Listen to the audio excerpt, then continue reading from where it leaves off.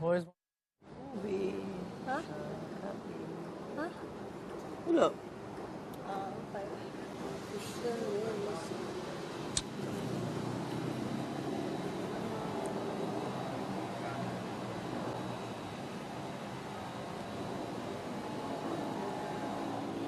Sarap matulog. Ang sarap ng... Yung panahon hindi mo rin maintindihan kanina ang init-init ngayon. Makulimlim.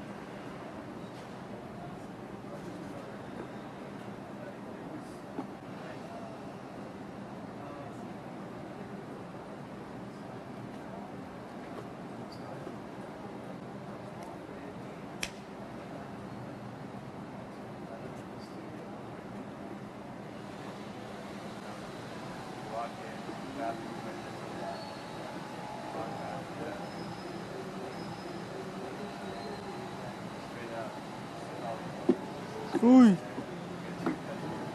Wala ka. Ha? Wala ka. Nantang ko.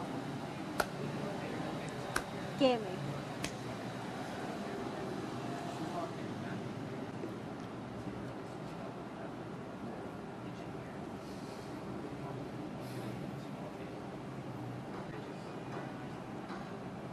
Na humingi ng tulong sa mga taong bayan. Sa una lang man.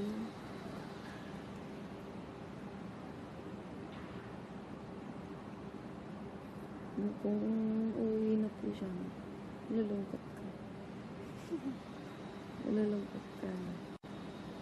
Nakikita naman ko sa labas. Hindi malulungkot ka. Ano naman? Ang dami mo siguro inisip ka. Dito ka na pa.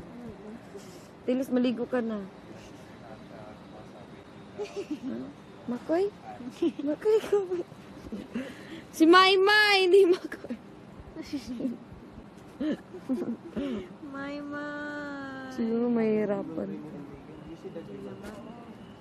Mag-isip lang ako na ang ginagawa nito.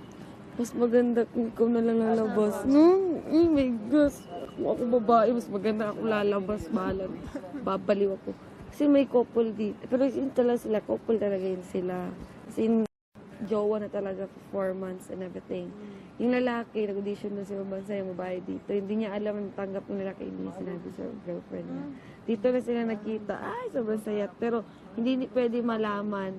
Ano, kanila pa mo to. Alam nila pa mo. Kanila pa mo. Sila? Opo. Sila ni Pamo? Kevin? Hindi.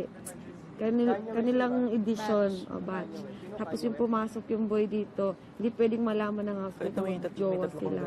So ang ginawa, di ba may law dito, yung lawyer, basta yung ito yung yung utak, Christian. Tapos sabi ni Kuya, alamin mo kung sino yung may sekreto dito. Ganito. Hala. Nalaman? Inaano niya yung mga perfume ng boys. Naalam niya. Pagkatapos nun, tinanong sa mga girls kung ano yung mga paborito nilang perfume. Oh, doon niya nalaman. Ang galing nga! Sobrang galing. At nalaman na, nabuking na sila. Sino ba dito? Sino yun? Naging nominee sila. Tapos, naging nominate sila. Automatic nomination. Silang dalawa. Pero nasave pa rin sila. Ikaso, nung nomination na naman, kasi parang may ugali yung boy na tahimik lang ito. Siya na yung na-evict. Yung lalaki? Nawala na. Na-evict. Ang babae na nandito. Hala, patay, nabuang na siya. Ay, Sino to? inibig pala. Yung beauty queen at saka yung model na lalaki. Sus, Pangalan. kalimutan ko na. Basta mo na alamin. Katapos, may sabihin pa ako, sakit lang. Tapos, ay, ninominate pala yung lalaki kasi parating na lang dikit-dikit sa babae. Wala